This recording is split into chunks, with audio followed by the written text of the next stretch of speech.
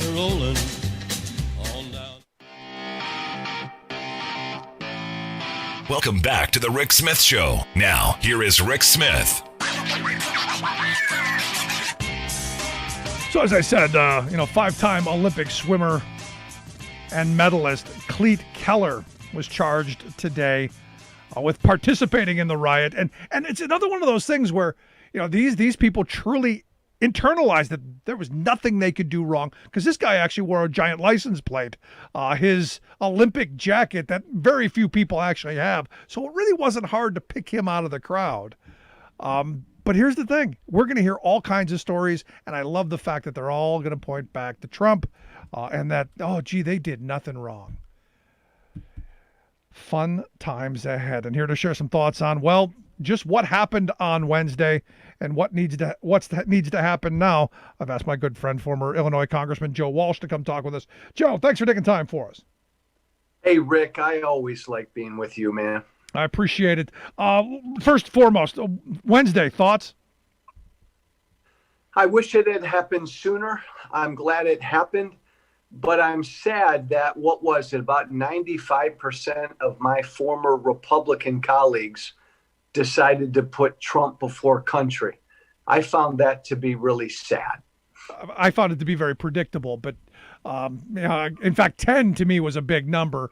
I was expecting 5, but so I want to unpack something you just said. You wanted it to happen sooner? I'll tell you what, Rick, and again, I think I might have said this on some TV show. If I were Nancy Pelosi, I'd have brought this article of impeachment the day after the insurrection, last week. 4:01 a.m. on the night they certified Joe Biden. Absolutely. Absolutely. It was an attack on our government. And I appreciate what Pelosi and the Democrats did, but this was like an emergency. It should have been brought to the floor in a nanosecond. And I think if they had done that, you would have gotten more Republicans, because people were blown away by what happened last week. No, and again, I was screaming about it, this whole time. Right now, Wednesday, I was saying articles of impeachment have to be now. None of this drug out. And now we find Mitch McConnell's going to drag this out. And this may end up going into Biden's term and actually end up, in some way slowing down what we're able to get done during the first part of Biden's term. It will, and you knew McConnell would do this, and it's look. Trump's going to be, the trial will be after he leaves, and it's not going to have the same punch, and I don't think can I imagine? I doubt there'll be enough Republicans in the Senate to remove and convict him, which will make what the House just did not seem real. I know Trump will be scarred with this second impeachment forever. Good. But he should have been. The whole point, Rick, was a sitting president incited an insurrection against our government. That's not impeachable. That's removable. Get him out of the White House. He's a freaking threat. Now that's not going to happen. No, and again, it's my problem with the Democratic Party, and I have a lot of them. It's when you give them the keys to the steamroller, they generally run over their foot with it.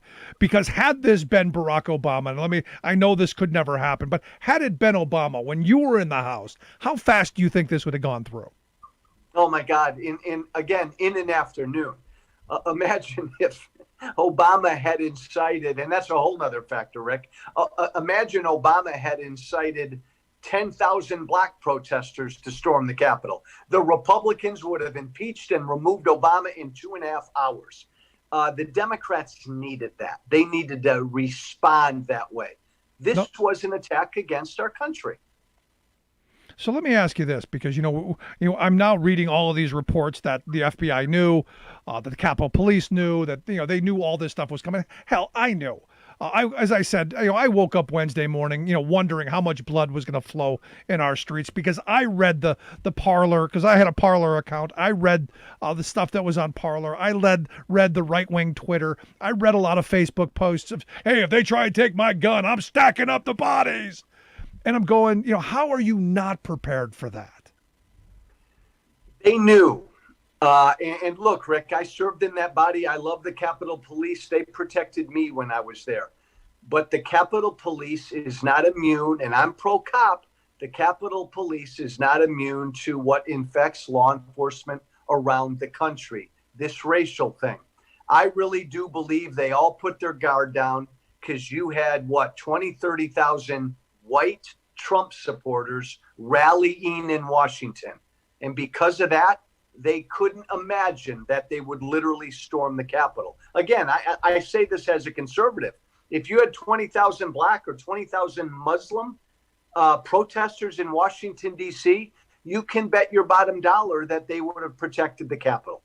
No, I mean, it's just one of these things that you then have to get into the conspiracy. Because now on the left, there's a bunch of conspiracy theory that, that Donald Trump, this was an edict from above, that he instructed this agency, that agency, to allow this to happen because this was going to be his way to his March inauguration or whatever the hell the Q nuts are throwing out there. Do you see any validity in that kind of conspiracy? There will be a full investigation. I think what I worry about is that there were members of the Capitol Police who either participated or allowed it to happen. There are already, 15 to 16 members of the Capitol Police under investigation themselves. Right. Look, we may find out some really difficult truths, but we've got to find that out. I read a report today that, now they're training the National Guard, and this just stopped me in my tracks. They're training the National Guard to spot IEDs in the Capitol. I mean, we're now Baghdad. I mean, we're now looking at our own country in the same kind of light that we look at these places that we've sent our troops off into, but it's right here at home, and we've grown these people for decades. So again, I'm not surprised, but I think a lot of people are. This is what Trump has wrought. And yeah, you and I could go back decades, but I only need to go back 8 months. I think it was 8 months ago that Donald Trump, early summer last year, first said, look, and he said that every single day until the election. Look, I don't think Trump's speech the morning of the insurrection was that big of a deal. He had incited this thing for month after month. Was stolen. Hannity, Limbaugh, they all repeated the lies. Too many of my former Republican colleagues repeated the lies. And then after the election, he said it was stolen and I won. Man, they were in a fever pitch, and it was the lie. No, absolutely. But here again, for me, there's, and you, I'm sure you'll probably push back a little bit on this, but for me, we got to hold the people accountable who stormed into that building and did the destruction and smashed out all the windows all along Louisiana and Washington and all, Pennsylvania Avenue. We've got to hold them accountable, absolutely, without question. But it's got to be the organizers as well, the people who put this together, the people who funded it. And a lot of those same people are your Tea Party people who, I got to tell you, I was surprised during the rise of the Tea Party, we didn't see more of this stuff as well because the threats were there as well. Yes, but they were not a central focus of the Tea Party. And one day, Rick, you and I can have a 3-hour show on the Tea Party. Look, let's remember 30,000 people went to Washington, D.C. last Wednesday. Not all, and not all 30,000 stormed the Capitol. And of the ones who stormed the Capitol,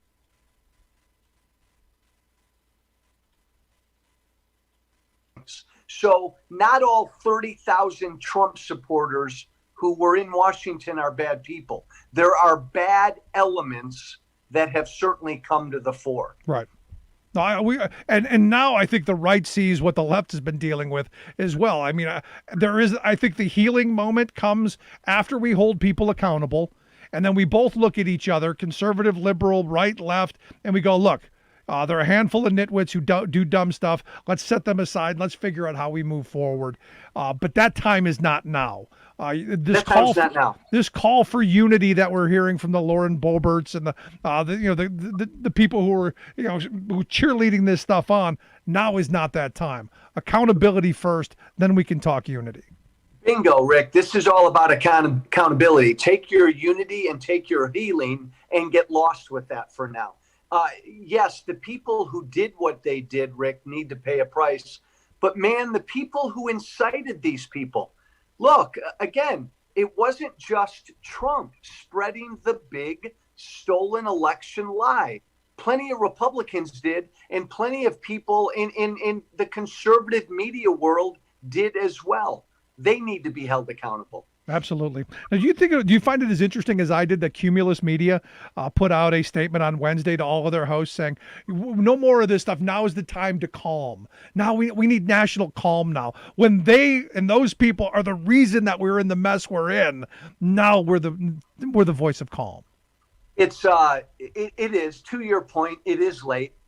Again, there was an election. It was a fair election. And for 2 months, these radio talk show hosts have been spreading the lie. So to come in now after what happened Wednesday is late.